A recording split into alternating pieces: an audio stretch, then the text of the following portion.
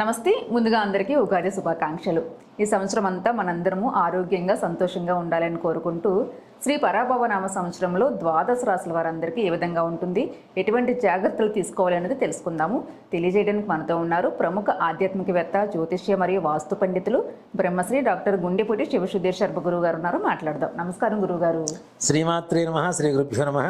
మీకు ఉగాది శుభాకాంక్షలు.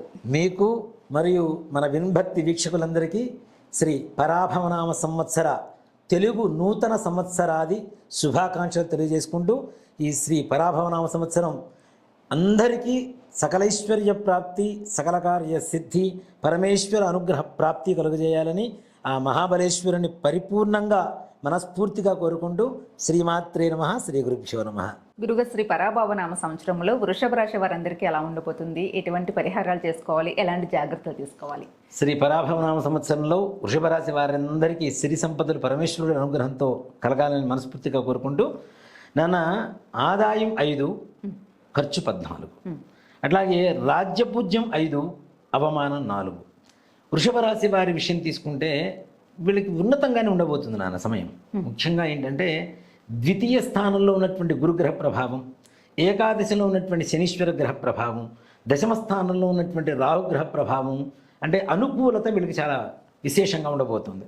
అంతేకాకుండా ద్వితీయ స్థానంలో జూన్ వరకు ఉన్న, జూన్ తర్వాత తృతీయ స్థానంలోకి వస్తే అది కూడా శుభస్థానమే. వృషభ రాశి వాళ్ళకి గురుగ్రహ ప్రభావం, అనుకూలత అనేటువంటిది ఏర్పడుతుంది.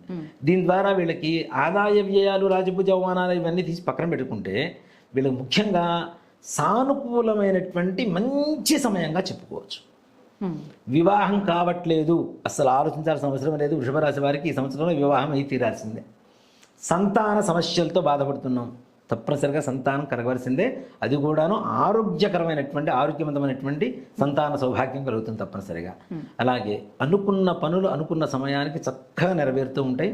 ఇక్కడ ముఖ్యంగా తోటి వారి సహాయ సహకారాలు ఏవైతే ఉంటాయో, ఉద్యోగం చేసే చోట కావచ్చు, లేదా ఇంట్లో అయినా సరే, ఇంటి చుట్టుపక్కల వారైనా సరే, వారి సహాయ సహకారాలతో వీళ్ళు అనుకున్న పనులు అనుకున్న దానికంటే ఇంకా రెట్టింపు దశలో ఆ ఫలితాన్ని తీసుకునేటువంటి అవకాశం సంపూర్ణంగా కనపడుతోంది. అలాగే ఈ వృషభ రాశిలో వచ్చేసరికి ముఖ్యంగా అనారోగ్య సమస్యలతో బాధపడుతున్నటువంటి వాళ్ళు కూడా ఆరోగ్యవంతులుగా మారబోతున్నారు. కొంత పోయిన సంవత్సరం అనారోగ్య సమస్యలతో బాధపడ్డ వాళ్ళు కూడా ఈ సంవత్సరం అనారోగ్యం అనేటువంటి దూరం అయిపోయి చక్కగా ఆరోగ్యవంతులుగా సంతోషంగా జీవితాన్ని గడిపేటువంటి పరిస్థితులు కనబడుతున్నాయి. దాంపత్య అనుకూలత కనబడుతుంది. ఏదైనా చిన్న చిన్న సమస్యలు ఉన్న దాంపత్య జీవితంలో అవి కూడా తీరిపోయి ప్రశాంతమైనటువంటి వాతావరణం నెలకొల్పబడుతుంది. ఇంట్లో సుఖ సంతోషాలతో ఇంట్లో అందరూ హాయిగా ప్రశాంతంగా ఉంటారు. దాంతోపాటుగా ఇంట్లో వివాహాది శుభకార్యాలు, అలాగే ఇతర శుభకార్యాలకు కూడా, అలాగే దైవారాధనకి డబ్బులు బాగా ఖర్చు పెడుతూ సంతోషంగా తీర్థయాత్రలు చేసేటువంటి ఒక విశేషమైనటువంటి కాలంగా పరాభవనామ సంవత్సరం వృషభ రాశి వారికి తీసుకోదగినటువంటి విషయం. అలాగే వ్యాపారస్తుల విషయానికి వస్తే, వ్యాపారస్తులకు కూడా అఖండమైనటువంటి రాజయోగం పట్టబోతుంది.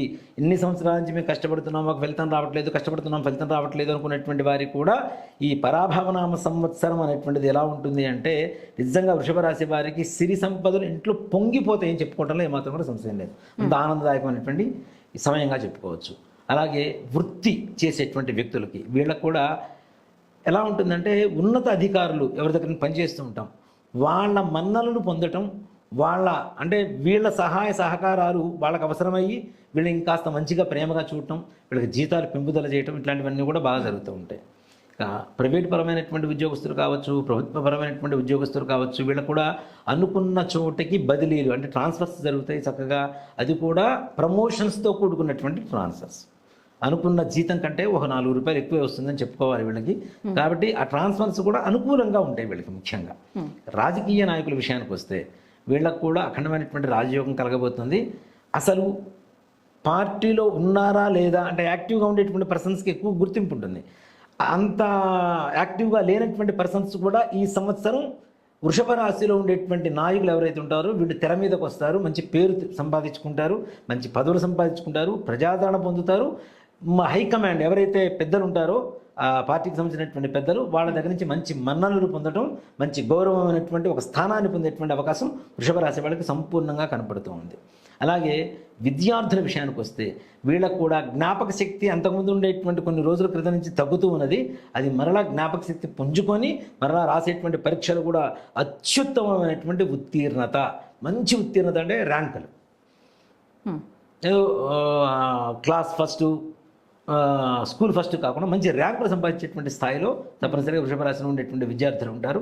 అలాగే విదేశీ ప్రయాణాలు చేయాలి అనుకునేటువంటి విద్యార్థులు కూడా ఈ వృషభ రాశి వారికి చాలా సానుకూలంగా ఉండబోతుంది. వీసాలు ఇప్పుడు చాలా కష్టంగా ఉన్నాయి నాన్న, కానీ వృషభ రాశి వాళ్ళకి ఏదో లక్కీ డ్రా వేస్తే ఇలా డ్రా తగులుతుంటుంది కదా, ఆ సంధాన తప్పనిసరిగా వీసాలు వచ్చేటువంటి అవకాశం ఉంటుంది. అక్కడ వెళ్ళిన తర్వాత కూడా మంచి ప్రశాంతమైనటువంటి వాతావరణం ఉంటుంది.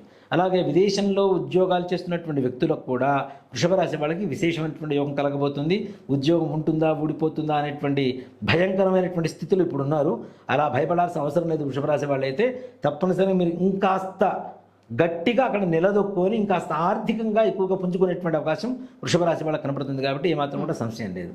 రైతులు, రియల్ ఎస్టేట్ రంగాల వాళ్ళకి విషయానికి వస్తే వీళ్ళకు కూడా చెప్తున్నా కదా, రైతులు ప్రతి పండగ చాలా సంతోషంగా గడుపుకుంటారు, అంత ధనం లభిస్తుంది వాళ్ళకి. అలాగే రియల్ ఎస్టేట్ వ్యాపారస్తులు వీళ్ళు కొత్త కొత్త వెంచర్స్, కొత్త ప్రాజెక్ట్స్ చేయటం స్టార్ట్ చేయటం, తద్వారా మంచి ఆర్థికమైనటువంటి లాభాలు. పాత ప్రాజెక్ట్స్లో ఉన్నటువంటి ఏదైనా చిన్న చితగా ప్లాట్స్ ఏమైనా ఉన్నా అవి కూడా ఇప్పుడున్నటువంటి రేట్ల కంటే కూడా ఇంకా అధికంగా లాభాన్ని తెచ్చిపెట్టి వీళ్ళకి మంచి లాభయోగదాయకంగా ఉండేటువంటి పరిస్థితిలో కనబడుతుంది. అలాగే ముఖ్యంగా ఈ సినిమా రంగం, టీవీ రంగం, చిత్ర పరిశ్రమలో ఉండేటువంటి వ్యక్తులకు కూడా వృషభ రాశి వాళ్ళకి సరికొత్త అవకాశాలు వస్తాయి. వీళ్ళకి పేరు ప్రతిష్టలు తెచ్చిపెడుతుంది. ఈ సంవత్సరం అవార్డులు రివార్డులు ఏమన్నా తీసుకునే వాళ్ళు ఉన్నారు అంటే వృషభ రాశిలో వాళ్ళని చెప్పుకోవచ్చు. సినీ రంగం వాళ్ళలో మంచి అభ్యున్నతి రాబోతుంది.